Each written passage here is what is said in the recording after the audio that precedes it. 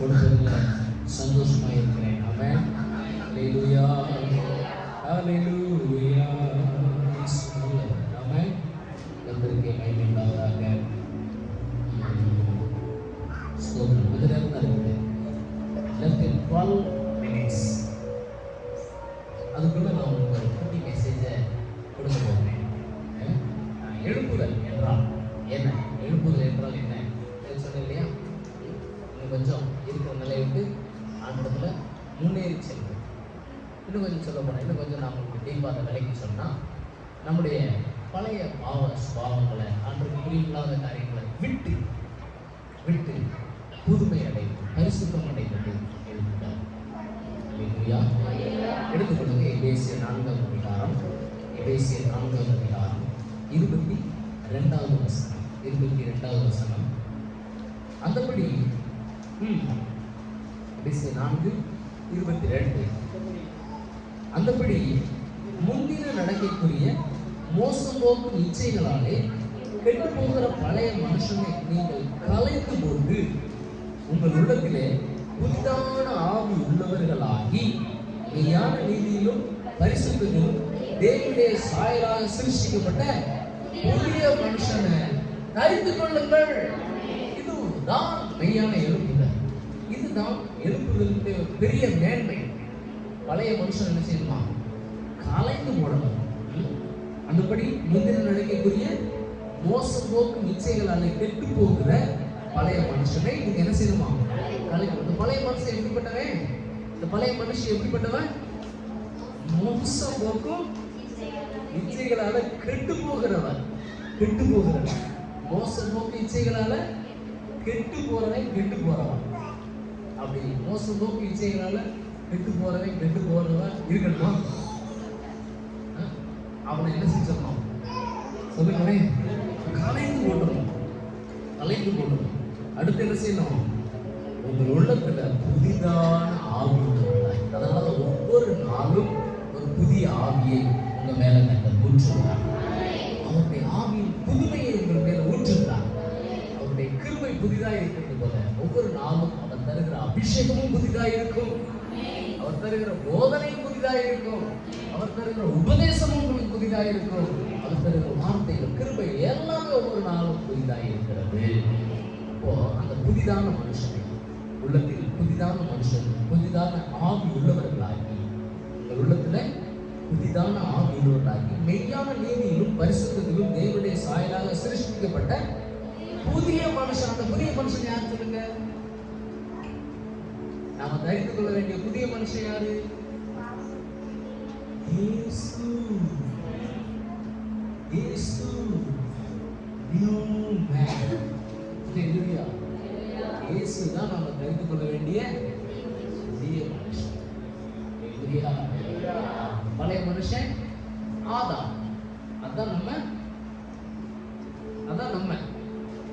நம்ம பழைய மனுஷன்.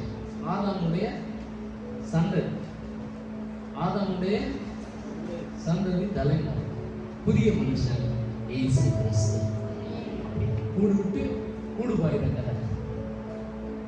ஆதாம்ன்ற கூட்டுக்குள்ள இருந்து இயேசுன்ற கூட்டுக்குள்ள இணைஞ்சிடணும்.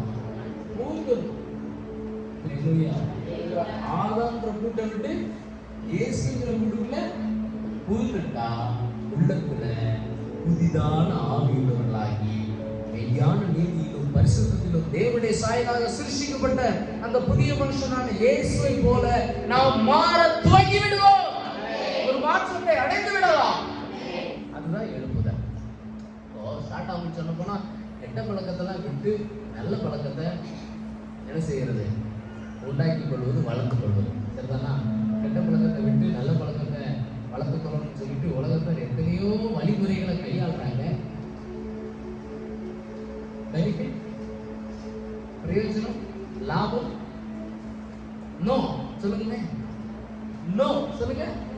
சும்மா சொல்லுங்க, பயப்படாம. ரொம்ப கஷ்டமான வேண்டாம். நோ. பிரயோஜனம் இருக்குதா? எத்தனையோ கையாளுறாங்க. செஞ்சு நம்ம திரும்பிடலாம், இப்படி செஞ்சு திரும்பிடலாம்னு சொல்லி பாக்குறாங்க. ஆனா என்ன செய்ய முடியல? திருந்தவே முடியும். குடியை நல்லா குடிச்சிட்டு நாளைக்கு வந்து குடிக்க மாட்டேங்குன்னு சத்தியம் பண்ணுவோம். பார்த்தீங்கன்னா மறுநாள் குடிச்சு தெரியுமா? அம்மாவா இல்லையா? நல்லா சத்தியம் பண்ணிருக்கோம்.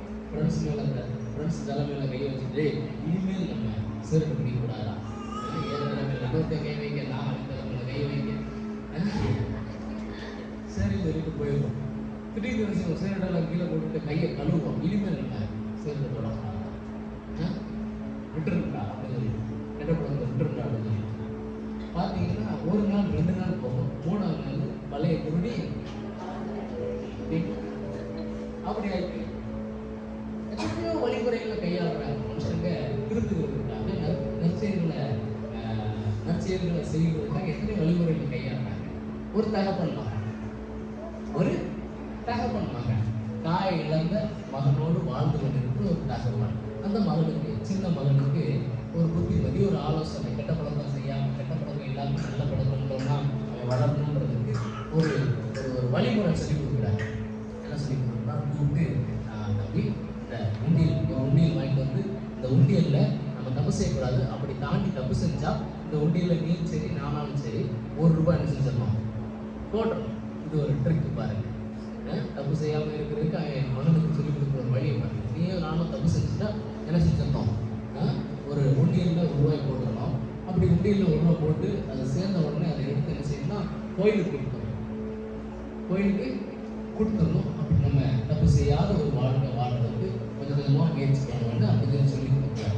மகிழ்ந்தானே சரிப்பா அப்படின்னு சொல்லிட்டு ஒத்துக்கிட்டு இருக்காங்க. இப்படி இருக்கிற நாட்களில் திடீர்னு அப்பாவுக்கு உடம்பு முடியாமல் போய் ஹாஸ்பிட்டலில் போய் பெட்டில் படுக்கிறார். கிட்டத்தட்ட 3 மாதம் ஹாஸ்பிட்டலில் இருக்கிறார். உடம்பு முடியாமல் போய் 3 மாதம் ட்ரீட்மெண்ட் எடுத்துருக்கிறார். தனியாக வீட்டில் இருக்கிறான், அப்பாவை பார்த்துட்டு இருக்கிறான், வீட்டில் இருக்கிறான். அப்போ 3 மாதம் முடிஞ்சு வீட்டுக்கு வந்து அந்த உண்டியலை நேராக போய் பார்க்குறாரு. பார்த்தா அந்த உண்டியலில் ஒரே ₹1 மட்டும் இருக்கு. ரொம்ப சந்தோஷமாக்கி, தம்பிக்கு வா, நான் போன அந்த 3 மாதத்துல, நான் போய் ஹாஸ்பிட்டலில் இருந்த 3 மாதத்துல நீ ஒரே ஒரு தப்பு தான் செஞ்சியா அப்படின்னு சொல்லி கேட்டாராம். நான் சொல்கிறேன், அப்பா அந்த உண்டியலில் நீங்கள் வரப்போறீங்கன்னு தெரிஞ்சு நேரத்தை எடுத்து பார்த்தேன், ₹300 இருந்துச்சு. அப்படியா, 300 தப்பு செஞ்சுட்டியா? சரி, அந்த ₹300 கொண்டு போய் கோயிலில் கொடுத்தியா? இல்லை, அந்த ₹300 நான் எடுத்துக்கிட்டு அந்த தப்பு செஞ்சதுக்காக ஒரு ₹1 போட்டு வச்சேன். அதுதான் இந்த ₹1.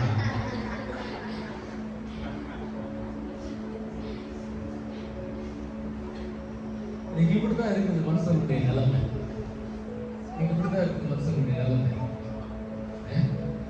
ஆனா அந்த பழைய மனுஷனை கலைந்து கொண்டு புதிய மனுஷனை தெரிந்து கொள்வதற்கான ஒரே ஒரு வழி